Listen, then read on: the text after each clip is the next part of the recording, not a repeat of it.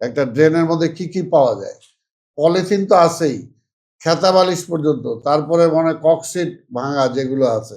তা আপনি তো আমাকে সমালোচনা করেন, পাশাপাশি ওই জিনিসটাও তুলে ধরেন, জনগণকে বলেন যে আপনি এইটা করেন না। আপনি আমাকে সমালোচনা করেন, ঠিক আছে, কিন্তু ওইটাও বলেন একটু যে কেন পানিটা মানে জমাট হচ্ছে, জমাটের কারণটা কি। সিটি কর্পোরেশন যদি সব সেক্টরগুলো থেকে রেভিনিউ কালেক্ট ঠিক মতো করতে পারে।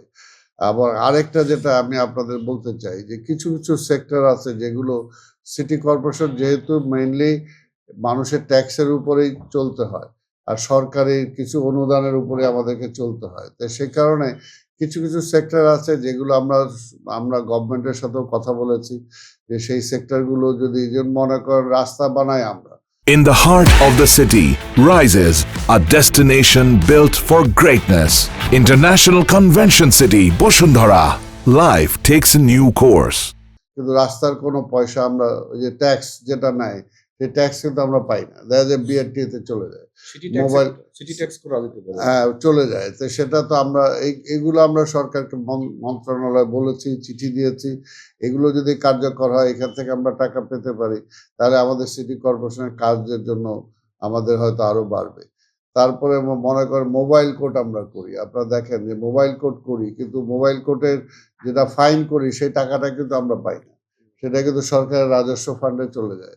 অথচ মোবাইল কোড করতে যাই কিন্তু আমার একটা খরচ আছে, তাই না? প্রতি একটা মানে টোটাল একটা বহরকে যদি পাঠাতে হয় তাদের পেছনে একটা ক্ষতি আছে, এই খরচ আছে। তো এগুলোকে আমরা চেষ্টা করতেছি আগে সরকার থেকে আসলে সেই ব্যবস্থাগুলো, যেহেতু চাওয়াও হয়নি সিটি কর্পোরেশন থেকে, ওনারাও সেটা দেখেন নাই, এই সমস্ত বিষয়ে আমরা কাজ করছি যাতে রেভিনিউটা বাড়ানো যায় এবং সিটি কর্পোরেশন যাতে নিজের পায়ে নিজে দাঁড়াতে পারে।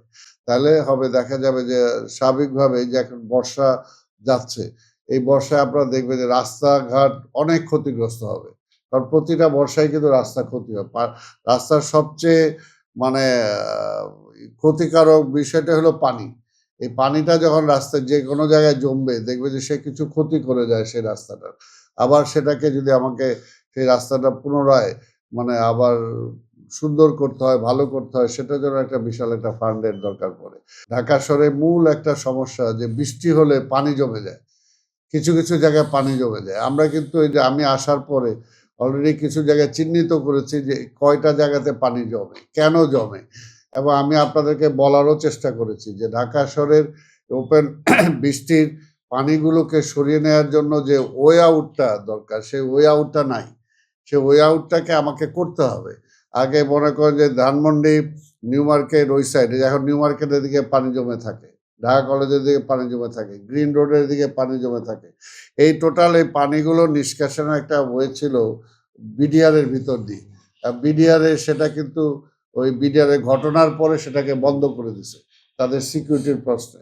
বন্ধ হয়ে যাওয়ার কারণে কিন্তু আমার টোটাল ওই সাইডটা একদম কলাপস হয়ে গেছে। এটাকে আবার নতুন করে আমাকে চালু করতে হবে। চালু করার জন্য আমি মাননীয় প্রধানমন্ত্রীকে বলেছি, মাননীয় প্রধানমন্ত্রী অবশ্যই সেটার ব্যবস্থা করেছেন। এটা করলে যেমন এবার করেছেন, অনুমোদন দিয়েছেন, কিন্তু এটাকে আমাকে কার্যকর করতে যেয়ে তো আর আমি 1-2 মাসে পারবো না, 3-4 মাসে পারবো না, এটা তো একটা লং প্রসেস। আমাকে টোটাল ড্রেনেজ সিস্টেমটাকে করতে হবে, করে সেই পানিটাকে আমাকে নিয়ে যেতে হবে। তো এইটার জন্য আপনাদের মিডিয়াতে একটা দেখলাম যে 2 সিনিয়র সাংবাদিক একেবারে এমনভাবে সিটি কর্পোরেশনের সমালোচনাটা করলেন, মনে হয় যে ওনারা ঢাকা শহরের সমস্যা সম্পর্কে ওনাদের ধারণাই নাই। আমি বলবো ধারণাই নাই, কারণ যদি আপনার এটা তো আমি তো এই সমস্যাগুলো উত্তরাধিকার সূত্রে পাইছি, এটা তো এমন না যে আমি আসার পরে এই সমস্যাগুলো জটিল আকার ধারণ করছে, বরঞ্চ আমি দাবি করতে পারি যে আগে এই পানির বৃষ্টির পানিগুলো কয়েকদিন জমে থাকতো। আমি অন্তত আসার পরে যেহেতু আমি ওয়ার্ডগুলো বের করতে পারছি না, আমি পাম্প ক্রয় করেছি, পাম্পগুলো দিয়ে অন্তত আমি যত দ্রুত সম্ভব সেই পানিগুলোকে পাম্প করে আমি সরানোর জন্য চেষ্টা করছি, এবং সেটা আগে কয়েকদিন থাকতো, আর কয়েক ঘন্টা থাকে। কিছু তো সময় আপনাকে দিতে হবে পানিটা নিষ্কাশন করার জন্য। ওই দিন আমি SM হলের সামনে দিয়ে গেলাম, ওইদিকে পানি জমে আছে। আমি যখন আর বললাম যে বলো স্যার ওই জায়গাটা তো আগে থেকে বন্ধ হয়ে আছে। পুরনো ঢাকায় ড্রেনেজগুলো মানে ওয়াসার ড্রেন, আমাদের ড্রেন সবগুলো কলাপস করে একে সবগুলো ভঙ্গুর অবস্থা। এবং যে কারণে আজকে পুরানো ঢাকার আমাদের সেখানে পানি নিষ্কাশনের অবস্থাটা খুবই খারাপ। কারণ এইটা তো আমি ১-২ মাস ৫ মাসে পারবো না। এটা এমন মনে করেন আমি ড্রেনেজগুলো সব পরিষ্কার করতেছিলাম, খালগুলো পরিষ্কার করতেছিলাম, এর মধ্যে বর্ষা চলে আসলো। আর বর্ষার মধ্যে তো আমি খাল খনন করতে পারবো না। আমি ড্রেনেজগুলো চেষ্টা করতেছি এর মধ্যে যতটুকু করা যাচ্ছে। তবে সেটার জন্য একটা কারণ অনেক ড্রেন আছে। আপনারা নিজেরাও দেখবেন, অনেক সময় দেখছেনও। দেখা যায় পুরো ড্রেনটা একদম মাটি দিয়ে ফিল আপ হয়ে গেছে। বালি দিয়ে ফিল আপ হয়ে গেছে। এইটা দেখেন ওই কয়েকদিন আগে আমরা একটা র্যালি করলাম। আপনারা সেখানে দেখছেন যে ওরাই ওই একটা এনজিও তারাই দেখাইছে একটা ড্রেনের মধ্যে কি পাওয়া যায়।